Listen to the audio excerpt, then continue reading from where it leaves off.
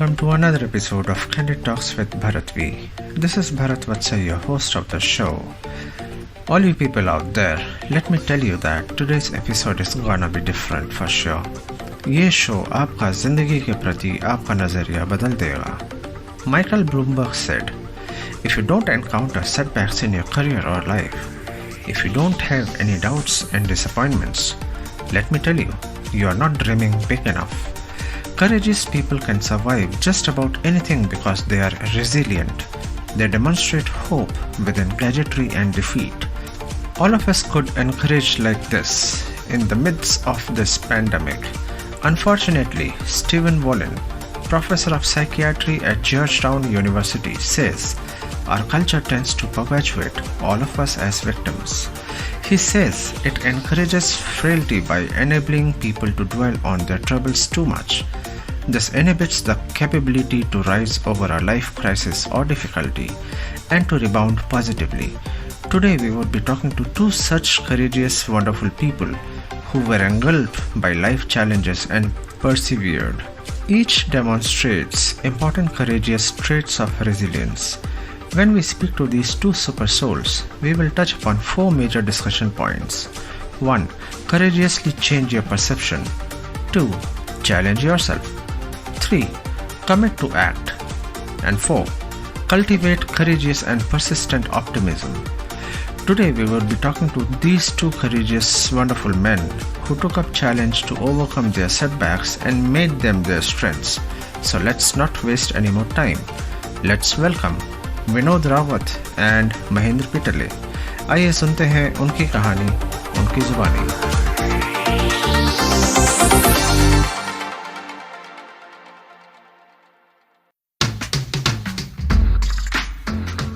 This is Vinod Rawat और आप मुझे सुन रहे हो on candid talks with Bharat V.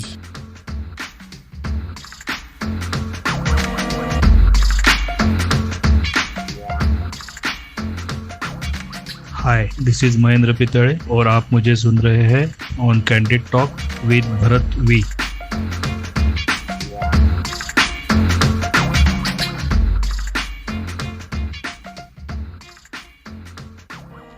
Welcome Vinod bhai and Mahindra bhai. Thank you so much for joining today on Candid Talks with Bharat V. Time निकालने के लिए बहुत बहुत शुक्रिया. एंड मैं बहुत दिन से सोच रहा था आप दोनों से इकट्ठे किस तरीके से आप दोनों को इकट्ठे इस प्लेटफॉर्म पे लेके आऊं, ताकि जो हमारे लिसनर्स हैं definitely they would like to hear out your stories, जो आपकी आप बीती है, जो आपके एक्सपीरियंसेस हैं, वॉट एवर योर महेंद्र भाई आप इन्वॉल्व हैं जिस काम में, और विनोद भाई आप जिस काम में इन्वॉल्व हैं. So we would like to definitely discuss about all those things one by one. And I know कि जितना भी टाइम इस चीज को डिस्कशन करने के लिए दिया जाए वो बहुत कम है, बट कोशिश यही रहेगी कि ज्यादा से ज्यादा हम आपके बारे में सुने और अपने लिसनर्स को बताएं. तो thank you again so much for joining us today. And so just for our listeners, we have on the show today Vinod Rawat, who is an amazing personality. I'll say he's kind of a he-man. And जो दूसरे आज हमारे साथ व्यक्ति हैं show पे, his name is Mahendra पिटले and he is also one of a gem of a person. तो आज हम दोनों की जो डिस्कशन होगा इन दोनों के साथ होगा. So start करते हैं महेंद्र भाई आपसे. Okay. So welcome so much on today's show. आप अपने बारे में थोड़ा बताएं कि आप मुंबई से बिलोंग करते हैं and I think you had graduated in fine arts from Raheja school of fine arts Mumbai. और उसके बाद आपने जॉब शुरू करी and I think you have been working in the government sector, right? हाँ, सही है. ओके. एक्चुअली फाइन आर्ट्स का मेरा डिप्लोमा कंप्लीट हो गया. हाँ जी. उसके बाद में जैसा हर जन जैसा जॉब ढूंढते हैं, हाँ तो जी. वैसा मैंने भी जॉब ढूंढने की कोशिश की, लेकिन मुझे कुछ थोड़ा हटकर अलग करना था. अच्छा. तो क्या करूँ एड एजेंसी वगैरह तो कॉमन चीज हो गया, लोग पेंटिंग्स वगैरह करते हैं, सब कॉमन हो गया. तो मैंने वो टाइम पे ग्लास इंडस्ट्री ज्वाइन की, क्योंकि वो ग्लास इंडस्ट्री में वो टाइम पे मैंने देखा कि कुछ नया चल रहा है। मतलब अच्छा। उसमें खाली इचिंग या पेंटिंग वगैरह ऐसा कुछ नहीं था, उसमें ग्लास टेम्परेचर देके, मोल्ड देके, डाई कास्ट करके उसमें से कुछ स्कल्पचर म्यूरल्स वगैरह बनाते थे। ओके। और ज्यादा करके वो फर्नेस का काम था, जिसके ऊपर ग्लास को टेम्परेचर देके, ग्लास को मेल्ट फॉर्म देके एक डाई में कास्ट करते थे। तो अच्छा। मुझे वो टाइम पे जरा वो इंटरेस्टिंग लगा कि इसमें कुछ जरा करने जैसा लग रहा था, और अपना क्रिएटिविटी भी इसमें से आगे जाएगा। ओके। तो मैंने ये लाइन चुन लिया था वो टाइम पे, और मुझे बहुत इंटरेस्ट था उसमें वो टाइम पे सीखने के लिए। और अच्छा। उसमें हम लोग वो टाइम पे क्ले मॉडलिंग से लेके, डाई प्लास्टर का डालने से लेके, सीमेंट कास्ट होने तक, बाद में फर्नेस में से फाइनल प्रोडक्ट निकलने तक हम लोग काम करते थे उसके अंदर। और जब भी ओके। फाइनल प्रोडक्ट जब भी सामने आता था, तभी हम लोग को भी मजा आता था कि और काम करे करके। और कुछ अलग ही डिफरेंट लाइन था वो टाइम पे। वही काम चलते चलते चलते फिर बॉम्बे में से थोड़ा मैंने जॉब छोड़ दिया था। फिर मैंने अच्छा। दुबई और मस्कत के लिए भी ट्राई किया था वो टाइम पे। ओके। वो टाइम से सबसे पहले मैंने ओमान के लिए, मस्कत के लिए जॉब ढूंढा, और वहां अच्छा। पे ये प्रोडक्ट था ही नहीं वो कंट्री में। ओके। वो लोग और कहाँ से मंगाते थे, तो मैंने वो कंट्री में वो आइटम डेवलप किया, सेम कास्टिंग वाला। और ग्लास फ्यूजन और आर्किटेक्चर लोग के लिए हम लोग ज्यादा करके काम करते थे वहां पे। अच्छा। ओके। और वो उसी तरह मतलब क्ले मॉडलिंग था, तो गणपति का भी थोड़ा बहुत काम करता था वो टाइम पे, फाइनल फिनिशिंग वेरी करना नाइस। वगैरह। मेरा अंकल के साथ मेरा वर्कशॉप में उनका, मैं हर सीजन में जाता हूँ गणपति बनाने के लिए। अभी तक चल रहा है वो सब काम वगैरह। अच्छा। ओके। तो ये सब आप जो कर रहे थे, ये आपका 2007 से पहले का है सब, राइट? हाँ, 2006 के पहले था, 2006 में होगा। 2006। तो 2007 11 जुलाई, ये डेट आपकी लाइफ में एक बहुत मायने रखती है। इस डेट को क्या हुआ था 11 जुलाई 2007? तो और इस डेट ने आपको कैसे चेंज किया, और आप you know how did you overcome all the challenges and setbacks that you had? तो ये 11 जुलाई के बारे में आप थोड़ा कुछ बताएंगे? 11 जुलाई 2006 मतलब मैं तो भूल ही नहीं सकता हूँ ये डेट, क्योंकि उसमें अच्छा, 2006 या 2007? 2006। ओह, ओके ओके। मतलब ये दिन तो मैं भूल ही नहीं सकता था, क्योंकि उस दिन मैं काम पे से कंपनी के लिए कुछ जल्दी निकला था। मेरा हर टाइम पे 7:30 का टाइम था, और मैं उस दिन 6 बजे निकला था ऑफिस में से। और जो अच्छा। ट्रेन मिली, और मुझे वही ट्रेन मिला, और जोगेश्वरी स्टेशन आके ट्रेन रुका, और ट्रेन पिकअप ले रहा है, उसमें से ही ब्लास्ट हो गया। शुरुआत में तो पता ही नहीं चला कि क्या हुआ है करके, मैं एकदम उड़ के गया था, उतना मुझे मालूम था। हाँ जी। लेकिन थोड़ा टाइम के बाद जब भी मैंने उठ के देखा, तो प्लेटफॉर्म पूरा खाली हो गया था, कोई पब्लिक दिख नहीं रहा था आजू बाजू में। तो फिर मैंने अपने आप को देखा पहले, तो हाथ पूरा डैमेज हो गया था। हाँ वही हाँ। टाइम पे मैंने दिमाग में डाल दिया था कि मेरा हाथ बचने वाला नहीं है करके। और Okay. मोबाइल फोन जो जेब में था वो ढूंढने के लिए गया, तो मोबाइल जेब भी सब फट गया था, शर्ट फट गया था, हाथ भी पूरा बोन्स वगैरह दिख रहे थे। उतने में ऊपर से Okay. किसी ने देखा कि एक आदमी उठने की कोशिश कर रहा है, हाँ जी। तो वो लोग ने वो हिसाब से मेरे को थोड़ा हेल्प किया कि प्लेटफॉर्म से बाहर लेके गए, हॉस्पिटल में लेके जाने तक वगैरह। एक हॉस्पिटल में हम लोग जस्ट पहुंच ही गए थे, तो लेकिन वो लोग ने मेरा इंजरी देख के वो लोग ने बोला कि नहीं, आपको तो नानावटी जाना पड़ेगा, क्योंकि आपका इंजरी थोड़ा ज्यादा लग रहा है करके। ओके। तो उतना होने के बाद फिर नीचे ऊपर से आने तक पब्लिक ने थोड़ा हेल्प किया वगैरह, और हॉस्पिटल में एडमिट हो गए थे। हॉस्पिटल में एडमिट होने के बाद मेरे ख्याल से डॉक्टर ने मुझे रात को 10 या 11 बजे बता दिया कि आपका हाथ नहीं बच सकता है। तो मैंने बोला जो आपको सही ऑप्शन लगता है वो आप करो करके। पर मुझे वो टाइम पे मालूम भी था कि मेरा इतना वेन्स पूरा डैमेज हो गया, तो कुछ बचने की चांस नहीं है। ओके। तो सुबह मैंने उठ के देखा, तो मेरा हाथ एम्पुटेट किया हुआ था। अच्छा। फिर उसके बाद में तो बड़ा चैलेंज था कि अभी एक हाथ नहीं है करके। और मेरा काम था डिजाइनिंग का, स्कल्पचर, कार्विंग और क्ले मॉडलिंग वगैरह जैसा काम था। तो मेरे को एक हाथ से मतलब कर ही नहीं सकते थे वो टाइम पे। हाँ तो जी, थोड़ा हाँ जी। टेंशन था कि आगे फ्यूचर क्या है अपना, क्या करेंगे क्या नहीं करेंगे। ओके। तो फिर किसी ने मेरे को बताया, हॉस्पिटल में ही था तभी, कि प्रोस्थेटिक आर्म मिलता है जो नेचुरल हाथ के जैसा भी काम करता है, और उससे अपने को सपोर्टिव एक सपोर्ट मिलता है ओके। कि कुछ भी काम कर सकते हैं हम लोग उसमें। उसमें से मैंने तो शुरुआत में मैकेनिकल आर्म लिया था। जो मैकेनिकल आर्म मतलब ये है, हाँ जी। केबल रहता है, वो हाँ, एक हाँ। केबल अपना दूसरा बेल्ट रहता है बॉडी को सपोर्टिव, उसमें से वो केबल अटैच रहता है। जैसा Okay. ही हम लोग हाथ आगे करेंगे तो ओपन होता है, हाँ। हाथ पीछे करेंगे तो क्लोज होता है। बंद हो जाता है, राइट। और दूसरा एक रहता है मायोइलेक्ट्रिक। मायोइलेक्ट्रिक में ज्यादा करके सेंसर के ऊपर रहता है, मतलब जैसा हम लोग चाहो वैसा उसको चला सकते हैं करके। वेंस के ऊपर जैसा मैं प्रेशर डालूंगा तो वैसा वो ओपन होएगा और क्लोज होएगा। तो इसके बारे में हम थोड़ा बात करते हैं, जल्दी वापस आते हैं इस टॉपिक पे। बट ये बताइए, जो 11 जुलाई 2006 की आप जो बात बता रहे हैं, आई थिंक वो 11 मिनट या कुछ 11-12 मिनट के अंदर अंदर उसमें बहुत सारे कई सारे बम ब्लास्ट हुए थे, इफ आई रिमेम्बर। 20 मिनट के अंदर मेरे सबसे 7 ब्लास्ट हुए थे। 7 ब्लास्ट हुए थे मेरा रोड तक। Okay, because I very well remember, क्योंकि उस ब्लास्ट में उसी दिन इनफैक्ट, क्योंकि मेरी वाइफ भी, मैं उस टाइम मुंबई में ही रहता था और मैं यूएस में था उस टाइम, और मेरी वाइफ जॉब करती थी, वो टाइम्स ऑफ इंडिया में वीटी जाती थी डेली ट्रेन से। और जब वो ब्लास्ट हुआ था, जस्ट उससे आधा घंटा पहले ही वो ट्रेन से निकल के घर की तरफ निकली थी। And I mean just by few minutes, I mean, she was saved by God's grace.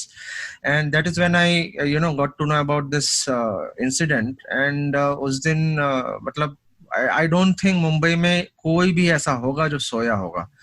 तो उस दिन वाकई में बहुत ही मतलब हिला देने वाली घटना थी वो।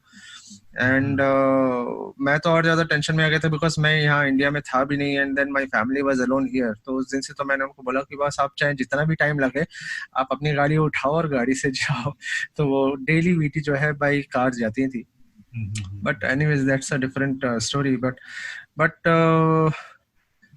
बहुत सारी चीजें इसके बारे में, और क्या बात करता हूँ, आपके पास दोबारा आता हूँ। सो विनोद भाई, आप अपने बारे में बताएं, आप कहाँ से बिलोंग करते हैं? Are you also properly from Mumbai, या आप कहीं दूसरी जगह से बिलोंग करते हैं? जी, मैं उत्तराखंड का हूँ और born and brought up Mumbai में हुआ। अच्छा, भांडुप नामक जगह में। हाँ जी। और इससे पहले कि मैं ज्यादा कुछ बोलूँ, मैं बहुत बहुत धन्यवाद देना चाहता हूँ आपका, भरत जी।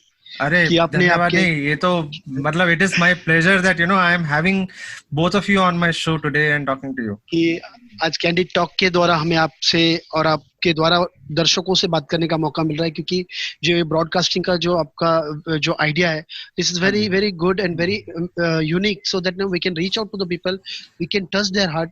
जो लोग सुन रहे हैं, बैठ के सुनेंगे, सो डेफिनेटली उनके भी दिमाग में बहुत सारा क्वेश्चन होगा। Thank you so much. हमारे जैसे लोग, मेयर महन जैसे हम लोग बोल रहे हैं कि हमारी जिंदगी जो है, हम हर किसी की कहानी होती है, जैसे मैं आप हमेशा कहता हूँ, हर किसी की, जो सुनने वाले की भी होगी, आपकी भी है, हमारी भी है।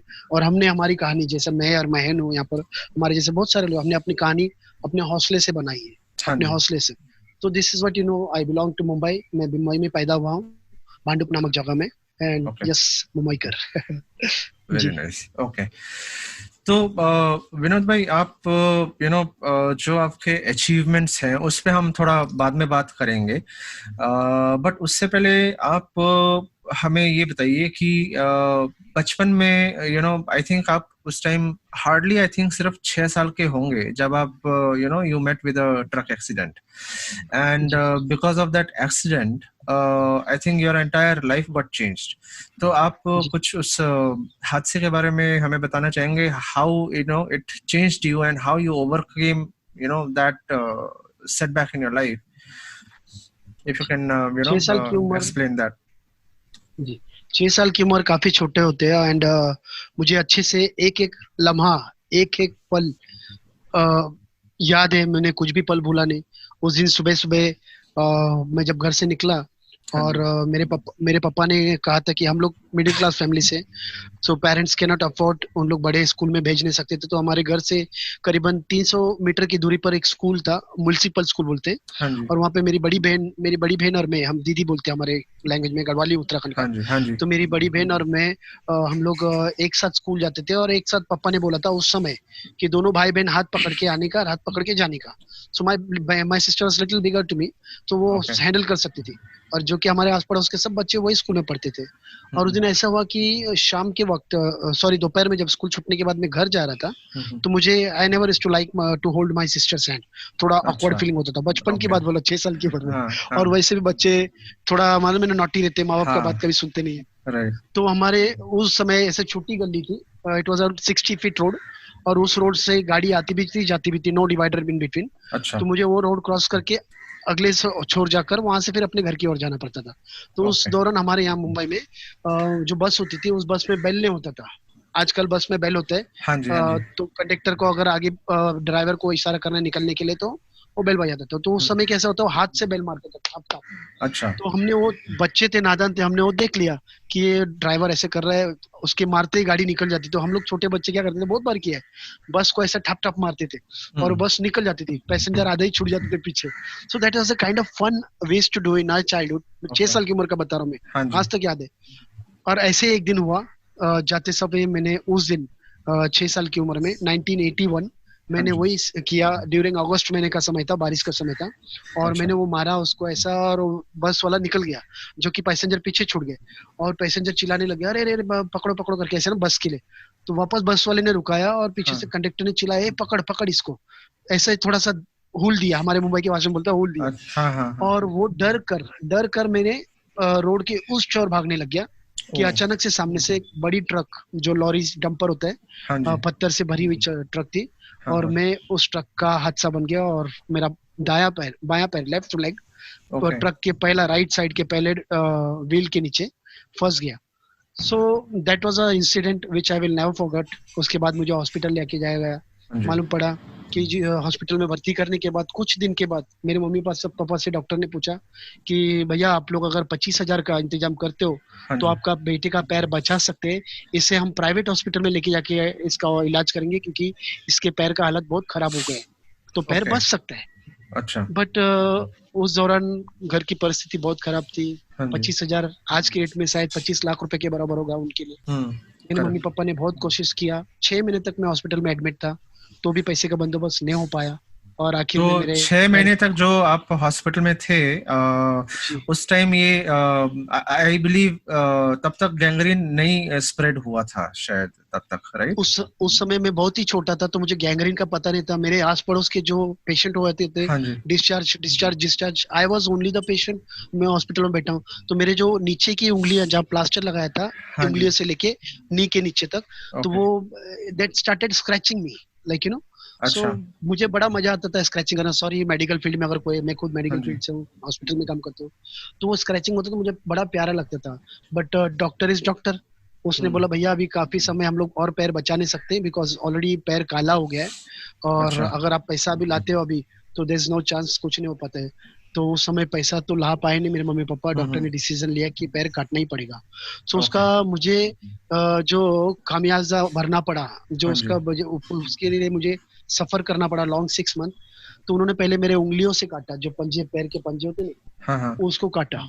And okay. लॉन्ग 6 ऑपरेशन, वापस हॉस्पिटल में रखकर उंगली काटने के बाद कुछ दिनों के बाद उन्होंने देखा, 1-2 हफ्ता ऑब्जर्व किया हाँ कि वो जी। ठीक नहीं हो रहा है, हीलिंग नहीं हो रहा है कुछ।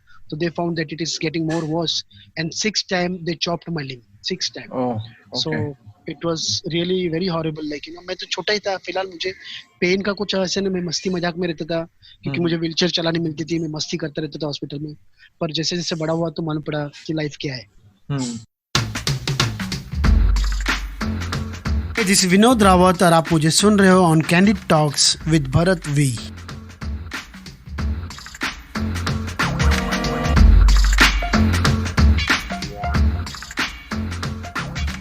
हाय, दिस इज महेंद्र पितड़े और आप मुझे सुन रहे हैं on candid talk with Bharat V. Okay. तो ओके, तो जब आपका ये फाइनली जब आपका लेग एम्प्यूट हुआ, तो उसके बाद फिर आपने how did you overcome that setback? तो आप उसके बाद स्कूल भी जाते होंगे, फिर आपके गली मोहल्ले में जो आपके दोस्त वोस्त थे, उनके साथ आपका उनका आपके प्रति बिहेवियर, और उसके बारे में कुछ बताएंगे, मतलब वो सब आपने कैसे हैंडल किया? And because I believe to overcome that entire, because बचपन में तो हर कोई नादान होता है, चाहे वो आपकी तरफ का बिहेवियर हो या जो दूसरे आपके दोस्त लोग रहे होंगे उनका आपके प्रति बिहेवियर हो।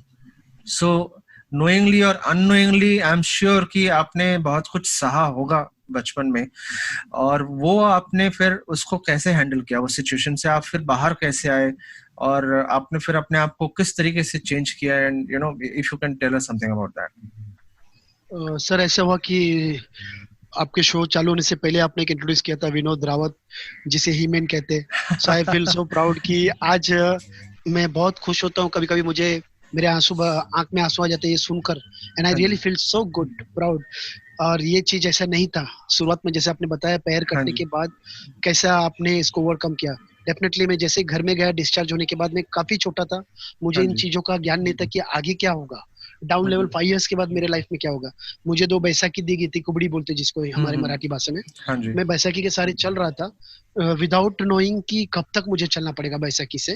तो जैसे मैं बैसाखी चलते था तो मेरे पूरे मोहल्ले में, मेरे पूरे एरिया में, मेरे ख्याल से मैं जहाँ रहता था भांडुप में, मैं केवल एक ऐसा विचित्र इंसान था उन लोगों के लिए जो अजीब दिख रहा हूँ, बैसाखी से चल रहा हूँ। तो फिलहाल उन दिनों तो हम बहुत छोटे थे, तो हमको कुछ याद नहीं कि पिक्चर वगैरह में ऐसा बैसाखी यूज करते थे कि नहीं।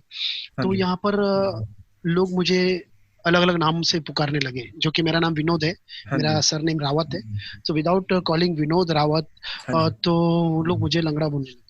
सो दैट वाज हर्टिंग मी। तो मुझे बाद में मालूम पड़ा कि लंगड़ा करके कुछ बात होता है कि जो एक दूसरे को नीचे गिराने के लिए आपको एहसास दिला रहे कि आप कमजोर हो। एंड मैं बार बार कभी शुरुआत में मैंने ओवर रिएक्ट किया, मैं लोगों को चिल्लाता था, मैं उनके पीछे भागता था मारने के लिए, तो मैं अपने उस बैसाखी से भागता था ऐसा, तो वो लोग मेरे और मजाक करते थे। तो for them it is a kind of fun, मजाक लगता था।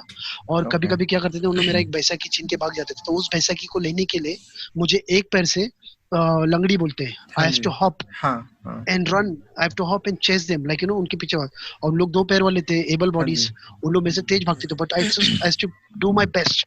तो वो करते करते हर लोग मजाक उड़ाते थे। मैं जो मोहल्ले से आता हूँ वहां पर मतलब झुग्गी झोपड़ियां हैं, तो हर कोई ऐसा, it was a kind of Vinod Rawat was a entertainment for them, like Sunday entertainment, Monday entertainment, Tuesday entertainment, and that was irritating me. So now how to overcome that. और उस टाइम आप कितने छोटे थे उस टाइम? आप थोड़ा कुछ मतलब मैं 13, 12, 13, 10, 12, 13 के समय पर ये मुझे थोड़ा सा नॉलेज आया कि ये मजाक बन रहा है मेरा, एंड वही मोहल्ले में था, उधर ही मैं बड़ा हो गया। सो 14, 15, 16 तक हो गया, मैं थोड़ा मैच्योर हो गया, थोड़ा समझदार आ गए। अब मैंने इन सब बातों को इतना ध्यान नहीं दिया, अब मजाक तो उड़ा रहे लोग। तो उस दौरान मैं जिस मोहल्ले में रहता हूँ आज, मैं बिना डर के, without any fear, I can talk in a social media कि मैं वो था पहले, अभी नहीं हूँ। उस दौरान हमारे मोहल्ले में, हमारे एरिया में भाईगिरी बहुत चलता था। मुंबई में 80s में आपने देखा होगा, बहुत गैंगस्टर चलता था। हाँ जी। तो मैं सॉरी इस प्लेटफॉर्म में इस बातों को रखना उचित है कि नहीं? नहीं आप प्लीज बेझिझक होके बताएं विनोद भाई। तो उस दौरान मैं देखता था कि लोगों को, कि लोग बंदूक लेके, तलवार लेके घूम रहे, और ऐसे लोगों को देखकर हमारे जैसे लोग डर रहे हैं, कुछ नाम नहीं रखने, भले वो काले हैं, मोटे हैं, टकले हैं, सॉरी इस प्रकार के लोग हैं, और उसको कोई ये टकला नहीं बोल रहा है क्योंकि उसके हाथ में तलवार है, तो वो आके मार देगा, है ना? बट मुझे क्यों बोल रहा है, मुझे लंगड़ा क्यों बोल रहा है? Why I am the victim? So मैंने डिसाइड कर लिया कि भाई मैं इंजीनियर नहीं बनूंगा, डॉक्टर नहीं बनूंगा, मैं इनकी तरह बनूंगा, भाई बनूंगा। ओके, भाई बनूंगा, भाई बनूंगा, जो कि मुझे देखकर लोग हड़ नहीं करे, मुझे देखकर डरे। So I don't know, it was a wrong choice of mine because जैसा देश वैसा भेष, उस समय वो माहौल वैसा था साहब, और मेरे लिए मेरी दुनिया वही थी, क्योंकि मैं इंडिया में पैदा हुआ, मुंबई में पैदा हुआ। मुझे सच बोलूं, आज मैं 46 हूँ, आज भी मैं सीख रहा हूँ। मुझे उस समय भी ये पता नहीं कि हिंदुस्तान की राजधानी किससे बोलते हैं, इंडिया किसको बोलते हैं, कलकत्ता है, दिल्ली भी, आई स्वेयर मुझे लगता था मेरा इंडिया वो भारत ही है, कैपिटल वही है, प्रधानमंत्री, प्राइम मिनिस्टर कुछ नहीं मालूम था। बस वही दुनिया था कि कैसे अपने आप को बचाया जाए, कैसे अपने आप को ये मोकरी से निकाला जाए, कैसे अपने आप को इसमें से बाहर निकाला जाए। बिकॉज डॉक्टर ने तो सीधा बोल दिया था, getting you limb is not possible. Okay 14 साल की उम्र तक, ये चिड़ाऊपन की वजह से 14 साल की उम्र तक मेरी मम्मी मुझे अपने गोद में उठाकर लेके जाती थी। अच्छा। तो ये कारण था, हमने हॉस्पिटल में भी गए, पैर बनाने के लिए आर्टिफिशियल बोला, मेरा जो ऑपरेशन जिस प्रकार से किया था हाँ जी। गैंग्रीन बचाने के लिए, तो वो बहुत ही विकेट, बहुत ही पूरी तरह से हुआ था, like it's a butcher, like you know कसाई कैसा काटता है हाँ जी, हाँ गोश्त जी, को, हाँ उस जी। तरह से काटा गया था। और उसके लिए डॉक्टर ने वापस एक और ऑप्शन दिया कि हाँ। यदि आपका पैर वापस घुटने के ऊपर काट दिया जाए, एक शेप में लाया जाए, तो आपको नकली पैर मिल सकता है। ओके, बट तब ओके। तक हम लोग बहुत डर गए थे, मेरे मम्मी पापा भी, मैं भी बोला नहीं, मुझे काटम कोटी नहीं चाहिए, आई एम हाँ हैप्पी जी। With whatever I am doing. So ये चीज थी। आगे जाकर, ओके। सॉरी मैं लंबा बोल गया। नहीं, नहीं, नहीं, प्लीज, तो प्लीज कंटिन्यू। कुछ समय ऐसा है कि मैंने 14-15 साल की उम्र में मैंने माँ बाप को छोड़ दिया। अच्छा। एक समय ऐसा है कि घर से भी मुझे ऐसा लग रहा था, क्योंकि हम लोग एज एन इंडियन, हमारे जो प्रथा, हमारी हाँ परंपरा, जी, हमारा कल्चर ये कहता है कि बड़ा बेटा घर हाँ जी। संभालेगा, माँ बाप को राइट। संभालेगा। यहाँ मैं खुद अपाहिज बन गया था, खुद लाचार बन गया था, तो मेरे पापा की दृष्टि से, according to his view of looking, हाँ आई एम जी। Disable, I am not able to support them. तो मैं राइट। क्या कर पाऊंगा, ये बोझ बन गया जिंदगी भर के लिए। So the okay. Way he was reacting with me, तो I decided to leave the house, and that is the time came in 14-15 years की उम्र में मैंने घर छोड़ दिया, एंड आई अच्छा। Started on to stay on the roads of Mumbai city. And उसी दौरान मैंने कुछ गलत लोगों की संगति में पड़ गया, हाँ मैंने जी। उनका दोस्ती किया, और वहां से वो लोग की वजह से मुझे लोगों ने लंगड़ा बोलना बंद कर दिया। शायद नाम के लिए तो नाम के लिए सही, पर मेरे मुंह में कोई लंगड़ा नहीं बोलता था।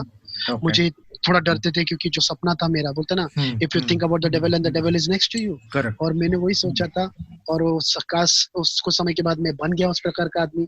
लोग भी मुझे विनोद भाई बोलते थे, विनोद लंगड़ा नहीं बोलते थे। अच्छा। और ये सिलसिला कुछ समय तक, कुछ साल तक चला। हम्म। बट उसके बाद कोई ऐसा मसीहा मेरे जीवन में आया, ओके। मुंबई सिटी, वही भांडुप में, हाँ रोड जी। में एक ऐसा व्यक्ति था, उसने, वो मुझे बहुत समय से फॉलो करता था, and he was a gentleman, he was a man of God. Okay. वो एक मिशनरी थे, जो क्रिश्चियन लोग का मिशनरी बोलते हैं हाँ ना, जी, हाँ जी, हाँ प्रचारक जी। थे। ओके। एंड उनके अंदर एक बोझ आया कि मैं इस बच्चे को सुसमाचार बांटना चाहता हूँ, यीशु मसीह के बारे में बोलना चाहता हूँ, इसको वो प्यार देना चाहता हूँ, because you know I was hungry for love and care which nobody was giving me. जो प्यार मुझे गलत रास्ते में मिलता था, that was a false love, that was a okay. Temporary love. और इस व्यक्ति ने मुझे विद डेयरिंग मेरे पास आया, और उन्होंने बताया कि बेटा, आप जो कर रहे हो ये आपके लिए नहीं है, God has a different plan for you, God has a right. Great great plan for you, तो आप ये लाइन छोड़ दीजिए। Believe me sir, okay. That day itself मैं घुटने में आया, और मुझे मालूम नहीं आदमी कौन है, कौन सा बात कर रहा है, कौन सा धर्म विरम का बात कर रहा है, मालूम नहीं। हाँ उन्होंने जी, जीसस के बारे में बोला था, तो मैंने बोला, सर अगर सच में जीसस आप बोल रहे हो है, हाँ तो जी। मेरे को ये नर्क से निकालो। That same word I told you. अच्छा। And that day itself, this man took me one place, and that's called Rehabilitation Center. Okay. उस ऑर्गेनाइजेशन का नाम है बॉम्बे टीन चैलेंज, मुंबई में है वो। हाँ और जी। उस ऑर्गेनाइजेशन में जो लोग नशे से पीड़ित है, जो लोग गैंगस्टर्स है, जो लोग प्रोस्टिट्यूट लोग हैं, प्रोस्टिट्यूट के बच्चे लोग हैं, ऐसे लोग को रिहैबिलिटेट करते हैं। हाँ जी। So I had the desire of changing myself, मुझे बदलना था, कुछ करना था। उस आदमी ने जिस तरीके से मुझे बोला कि then I realise, yes, I am not in a right path, I हाँ हैव टू जी। Change my way. And he was a messiah for me, and that was the turning point for my life.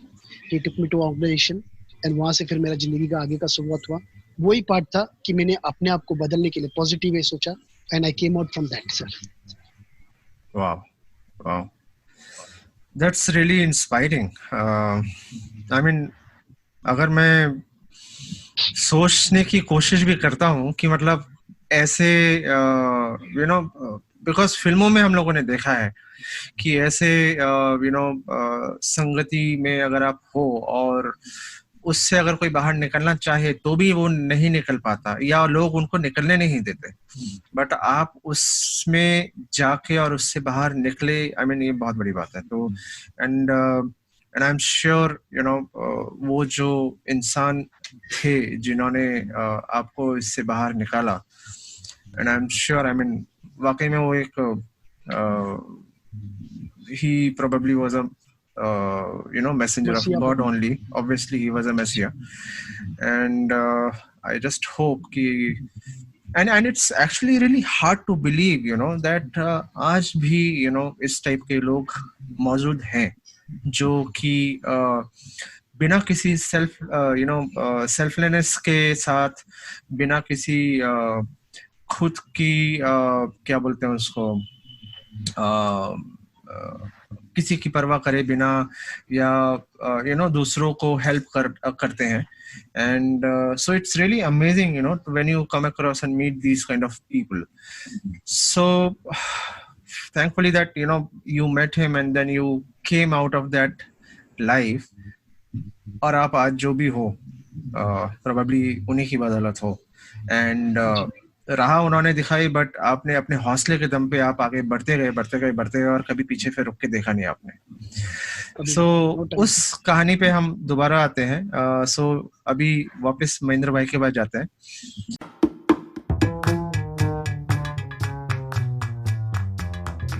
तो ये थे विनोद रावत और Mahendra पिटले, two amazing courageous personalities who overcame their setbacks and made them their strengths. Well, कहानी अभी बाकी है दोस्तों, कहीं जाइएगा नहीं.